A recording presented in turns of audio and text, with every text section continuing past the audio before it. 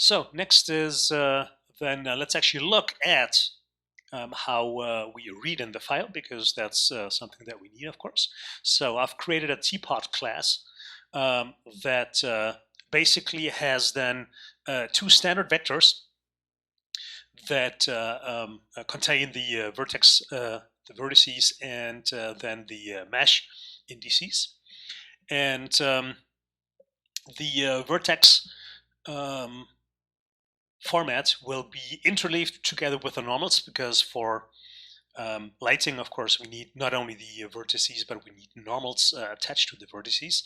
And so we're going to interleave that so that three consecutive entries into the vertex vector are the vertex coordinates, and then the next three are the vertex normal components. And we'll set this up as we go, as you will see. So it also has a private method to make things simpler, to adding a triangle to the whole mesh. And then it allows us then to return const references to the two vectors for vertices and meshes. And because OpenGL, of course, expects C-style arrays, so it has two references that are being returned to the corresponding vectors, because OpenGL, of course, expects C-style arrays, so pointers, and so we can easily, of course, convert standard C++ vectors into C arrays by taking the address of the first element. And so this is what we will do, and this is why these two public member functions exist. So the most heavy lifting, of course, then is done in the constructor. So let's look at the constructor. And so that's right here. I create a quick convenience class triangle that just allows me to store 3 points of a triangle and return a normal. That normal is based on Qt's vector 3D normal function that is described right here. It's based on, of course, the normalized cross product of those 3 points coming in, and therefore implies counterclockwise winding, which we will then see that down the road, actually, that some of the, or most of the quadrangles in the model are actually wound clockwise, so we'll have to correct for that later on. But right now we're just going to use this normal function to create the normals of a triangle. So first thing we do is we retrieve the auth file from the resource file system, which you can see in this line here with the colon prefix. So Qt knows that this obviously is a file that is in the resource file system, and then loads it in, and of course it should find the file, and so we do just minimum error checking here. We read in the number of vertices and the number of faces and number of edges. We assert some sanity checks. The number of vertices should be greater than 0. The number of faces, of course, should be greater than 0. And the number of edges should be greater than 0. Theoretically, of course, you should expect any, so you can actually change that. For any minimalist file that actually describes an actual minimal mesh, which is a single triangle, the number of vertices should be greater than 2. The number of faces indeed should be greater than 0, and the number of edges should be then again greater than 2. But oh well. So then we are then creating. We know how many vertices are in there. We know that we need twice the amount of that in the vertex array, because we're going to store the normals on top of that in an interleaved format. So we're creating a vector and resize it to 6 times the number of vertices.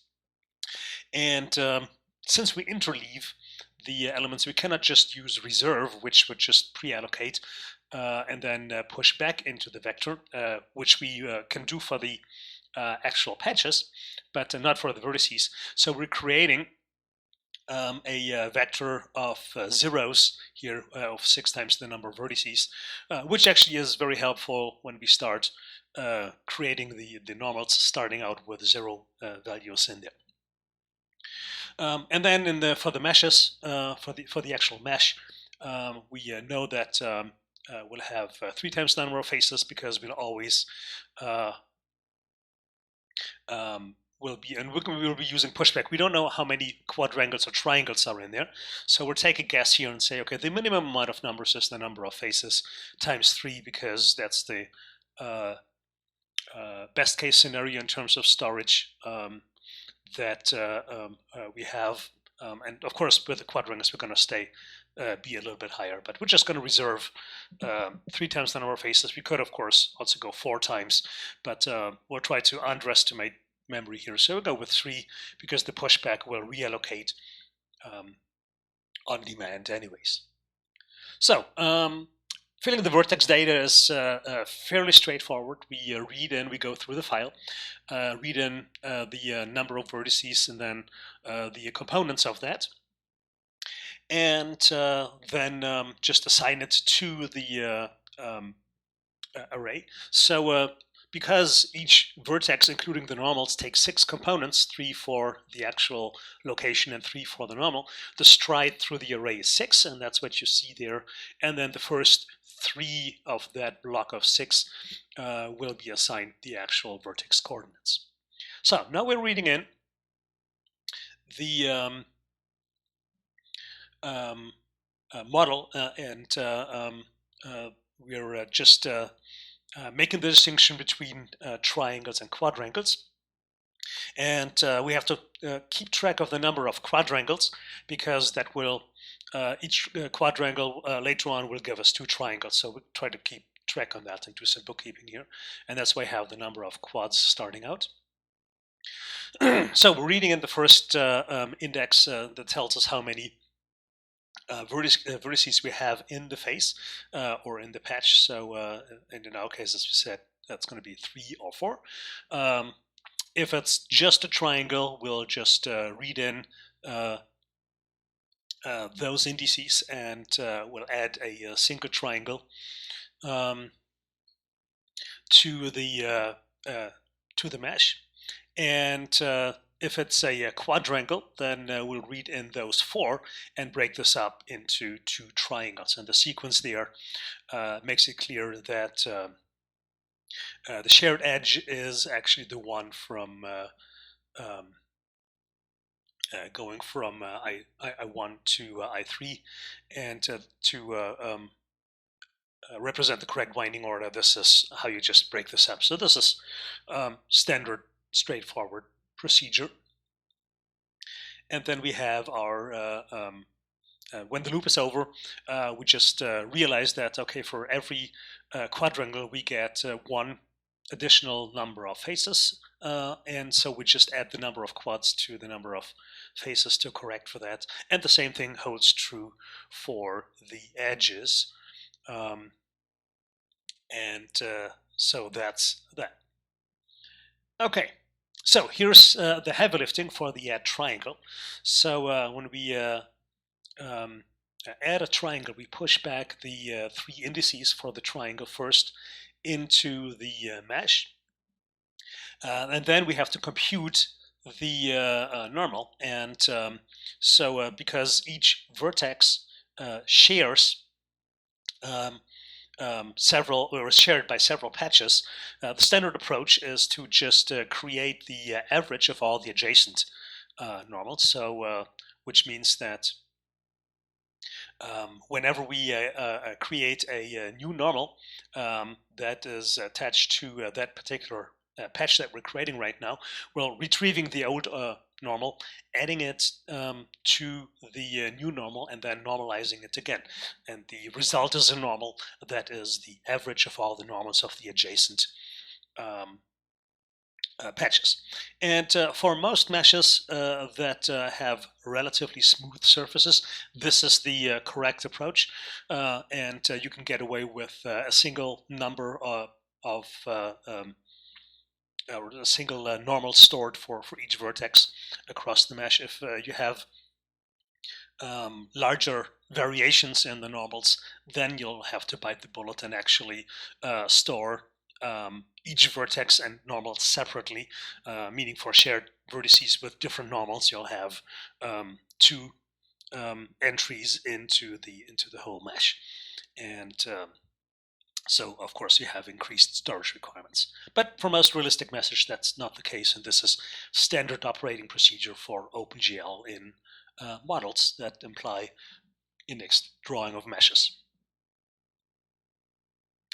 Okay, so we're creating the 3 points. We're retrieving our vertex numbers, again with the stride and the offset based on the indices from the vertex array. Create the triangle based on those points, create the normal, and then retrieve the old normal. So here you'll now see that the stride is still 6 and the offset is 3, so that's happening right here. So offset for vertex normal is 3, so and that's why this represents the old normal.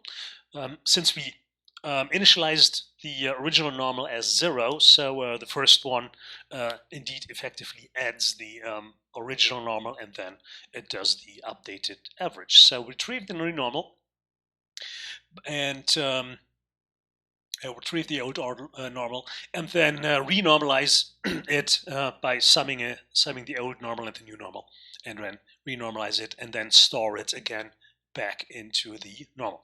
We do this for every point, and then that's that, and store the new normal into back there, and that's it. And after we're done, we have an updated entry for the normal in the mesh. So that's how we construct the model. And so we now have the model available for us. Now we need to actually set it up for drawing. Here's, by the way, the resource files. Let's look at how we actually implement this. So up here you can see that we have the resource files that describe that as part of the executable. And then here's the resource file for the model that just basically says it's a resource, and this is the file that goes in there. And then we're going to do the same thing for the shaders as well, which you can see right here. Shaders QRC, this one contains the vertex and the fragment shader.